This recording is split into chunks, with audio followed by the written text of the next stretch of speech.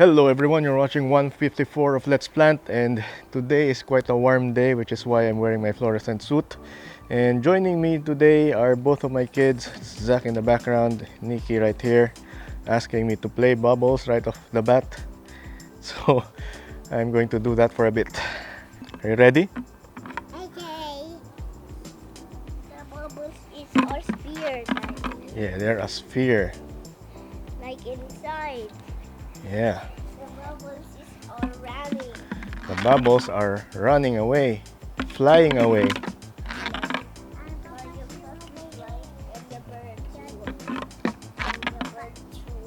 Papa, she bubble away. In the last episode, we were working on these ledges, and actually I started working on the second one off camera before I started this episode. And I think I've gotten a lot better with the build. I am happier with how I built the second one compared to the first one. I also went with a slightly more pitch. This first ledge here is elevated by about 3 centimeters, while with this one I went with 4. So I think this post is about 9 centimeters wide, 90 millimeters, and I've raised the back by about 40 millimeters or 4 centimeters, and that places this ledge at an angle of about 24 degrees, which you could find out yourself if you do a bit of basic trigonometry, tangent. So in this episode, I'm going to build the third and final ledge, and I'm going to show you how I did it, the exact steps that I took, because I'm pretty confident with my method now. So yeah, let's get started.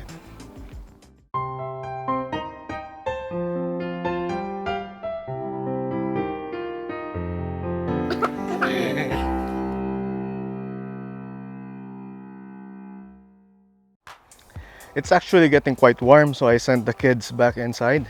Anyway, I'm going to walk you through how I usually do this. So the first step is to measure out the distance between the two posts. We're going to start working on the base. The base would only go between these two posts, so I have to cut a piece of the 150 millimeter wide paling timber, and make it so that it would perfectly fit between the two posts. In order to do that, I would need to grab my measuring tape and pretty much just measure the distance between the two posts. So my measurements read 144 centimeters, and the next step is to look at my 150 mil timber and see which one of the two remaining here are, well, which one here is the least warped. Both of them are quite warped, pretty normal for this type of cheap timber. It looks like this one is straighter, so I'm going to use this one as my base. I just have to figure out which side is straighter. I think it's hard to tell because both ends are a bit warped, but I think I'm going to go with that side. So I'm going to measure about 144 centimeters from this edge and get ready to chop it off. Since the kids aren't here, I do not have to worry anymore about covering my saw every time. In the previous episode, behind the scenes, I would have to put it back in its container every time after I do some sewing. So yeah, I hope this would make it a lot faster for me to build stuff. And yeah, let's get started.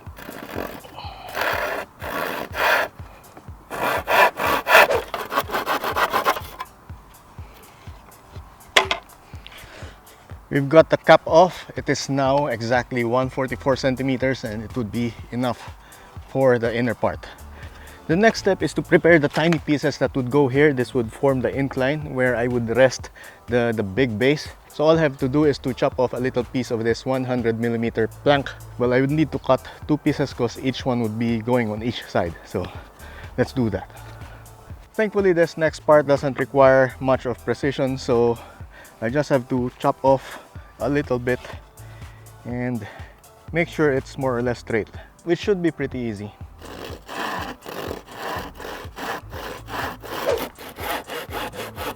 One down, 2 down. So these 2 pieces that I made are going into the post like so. just so you know. The next part of the preparation involves reinforcing the base, because as you can see, this can be quite bendy. It's not exactly thick.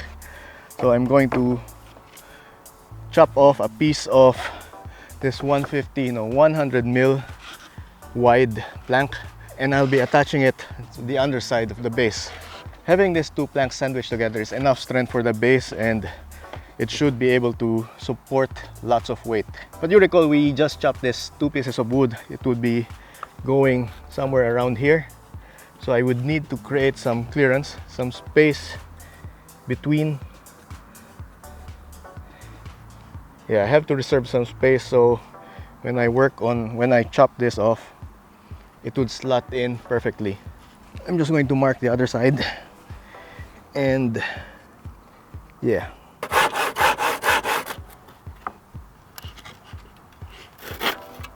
And one last thing I have to do for the base is to create more of these, because I need to add one more piece right here just to serve as a way to hold these two planks together, because my flathead nails are long enough to pierce through two plies, and that's why I would need a tiny piece here. So let me just go chop up a few and we'll be ready for the next step.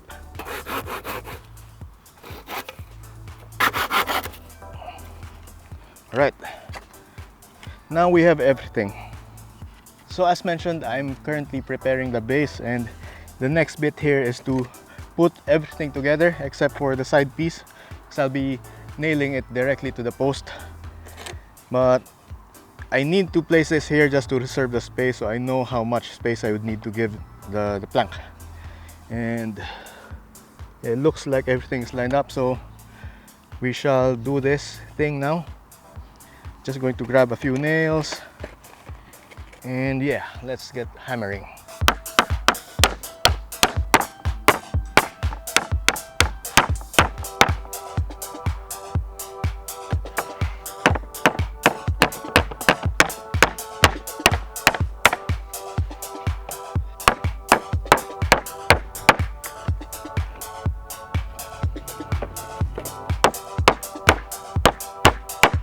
And we're now done with the base. Going back to the previous ledge, apart from the base, we have all of these things on the sides. So we have two pieces of wood on the sides and one on the front, and that's what we're going to work on next. Let's get started. So for the side bits, we're actually going to need some of the 150 and just make it high enough that it doesn't go over the, where's the regular one, the 100, so something like this. I usually make it a bit lower. That's what I did on the others, but yeah, something like this would be just enough.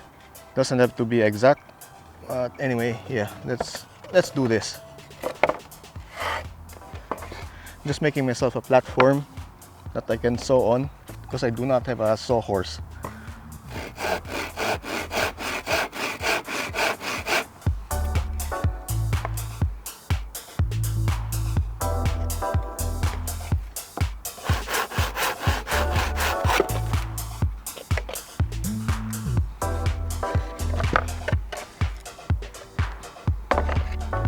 So these two pieces that you just saw are going into the sides, something like this.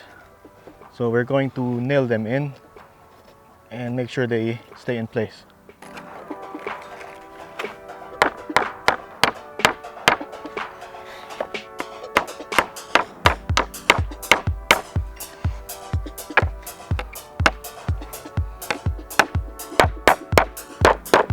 And we're going to do the same on the other side.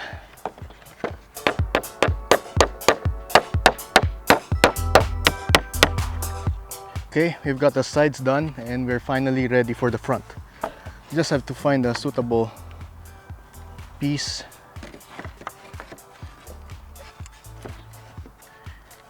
Yeah, this one looks good. Is there anything that's more straight? Yeah, I think this is more straight, so I'm going to measure this and cut it to size, and we'll be done with the rest.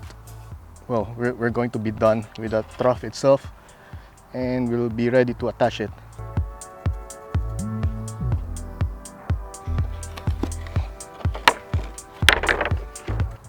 The best part about this is that I now have a cutting bench.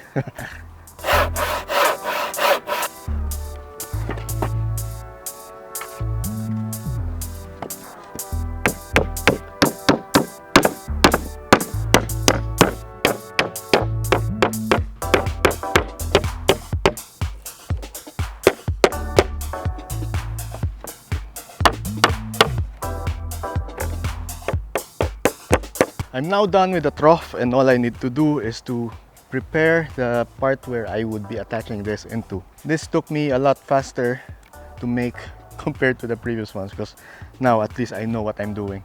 Spacing wise, I think I went with less than 300 here, so I might as well continue that and maybe even go for, I don't know, I probably should go with 300. So let me just mark it in 300 below.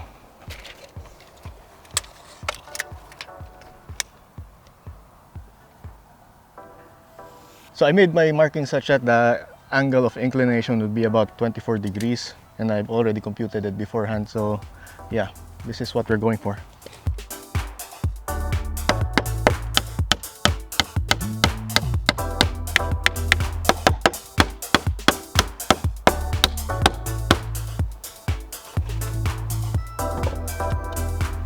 Due to the wood warping, it's hard to get them snug, but a bit of push here and there would work.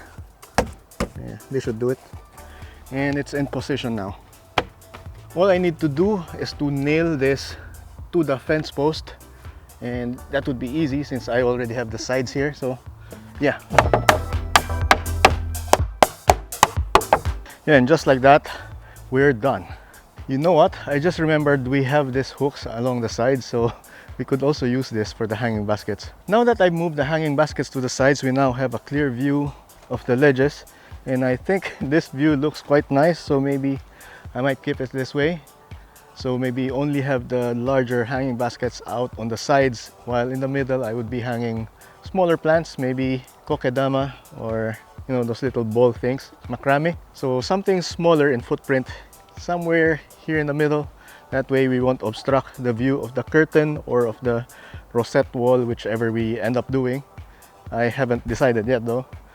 I ended up creating 3 ledges. I am kinda against creating a 4th one at the bottom, because if I do create one and fill it up with trailing plants, then they would be covered anyway, especially since I would have taller plants out here, you know, somewhere where I'm standing right now, and they would be about this high. So yeah, what's the point, no? Also, just to get myself a good idea of how it would look like, I sorted them out by color. So all the purples are at this ledge, all of the yellows are here. I haven't bothered sorting out the top one, but yeah, imagine having lots of plants trailing down from here with this view slightly more open, maybe with smaller hanging plants down here. Yeah, I think this would look quite nice. And yeah, this is actually a better compromise, you know. There would still be lots of sunlight going down to the echeveria and maybe even to these plants. Well, these plants are shaded by the plants on top of them, and as you know, a lot of the trailing plants prefer indirect sunlight, so yeah, this would work out for them. So the next step from here is to make sure they are weather sealed, and for that I still have a tin of exterior paint. I think I do, and it's the same color as this pergola. So I'll go and grab that and I'll be back.